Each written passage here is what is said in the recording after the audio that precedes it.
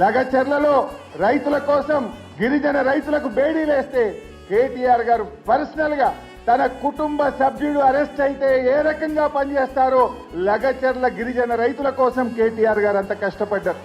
వారి బెయిల్ కోసం, వారిని విడుదల చేయడం కోసం వారి కుటుంబ సభ్యులను కూడా 3 సార్లు కలిసి ధైర్యాన్ని ఇచ్చి ఆ కుటుంబాలకు కూడా అండగా నిలబడి వాళ్ళను జైలు నుంచి గౌరవంగా బయటకు తేవడంలో ఒక పార్టీ వర్కింగ్ ప్రెసిడెంట్ గా ఆయన కృషి చేశారు.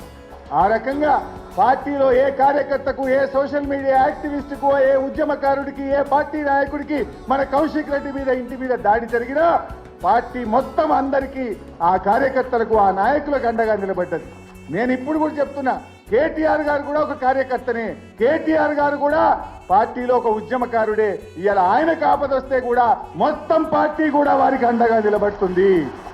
ఏ రకంగా అయితే ఒక నాయకుడి కోసం, ఒక కార్యకర్తకి ఇబ్బంది వస్తే నిలబడ్డామో, ఇవాళ కేటీఆర్ గారి మీద పెట్టిన కేసు ఆయన మీద పెట్టిన కేసు కాదు, ప్రశ్నించే గొంతు మీద పెట్టిన కేసు, ఉద్యమకారుడు మీద పెట్టిన కేసు.